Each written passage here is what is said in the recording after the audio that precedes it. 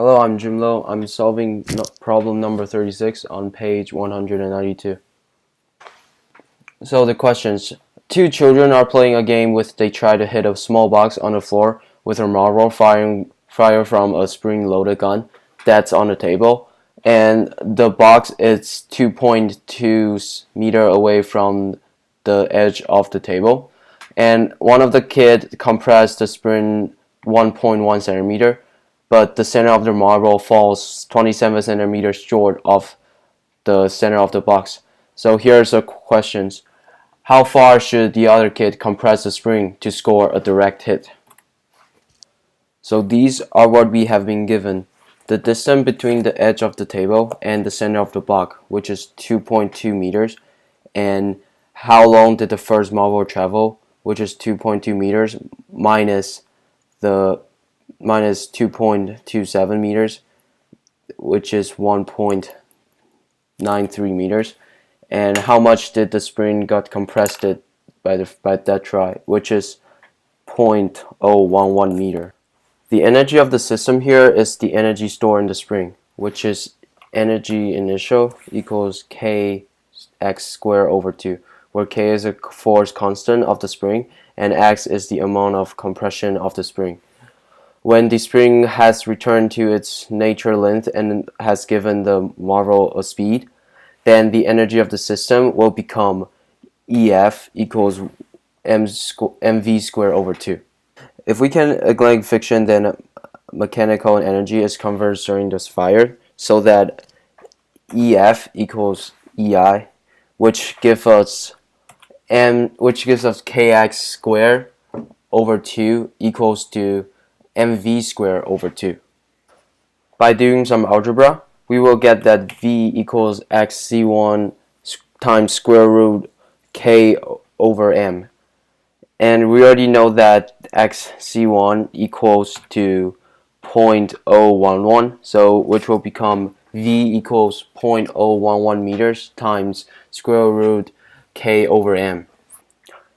So the velocity times will get you the distance that an object travels, which in this case is 1.93 meters. And now we heading into step 2. So our step 2. Let's suppose that the other kid compresses a spring by an amount xc2, so that the marble is a given speed of v2.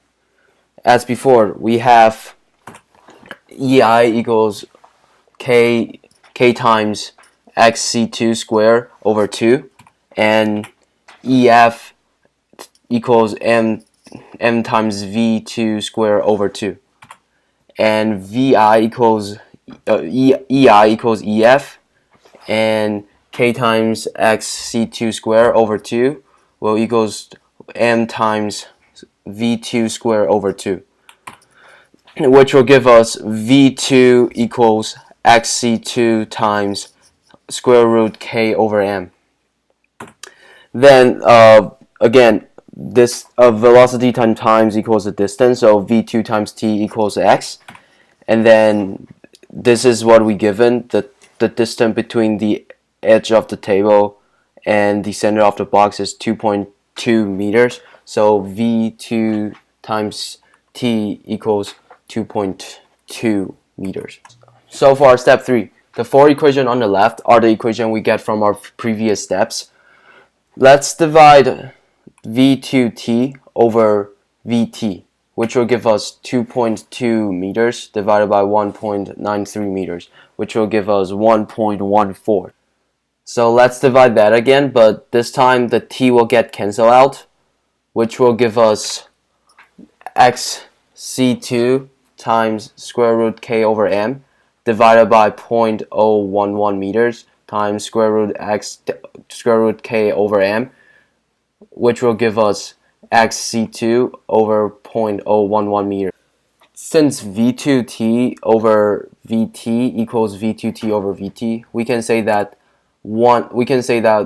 xc2 over 0.011 meters equals 1.14, and it is just in simple algebra now, so that xc2 equals 1.14 times 0.011 meters which gives us 0.0125 meters. So the answer is 0.0125 meters, which means that the other kid have to compress 0.0125 meters of the spring in order to get a direct hit.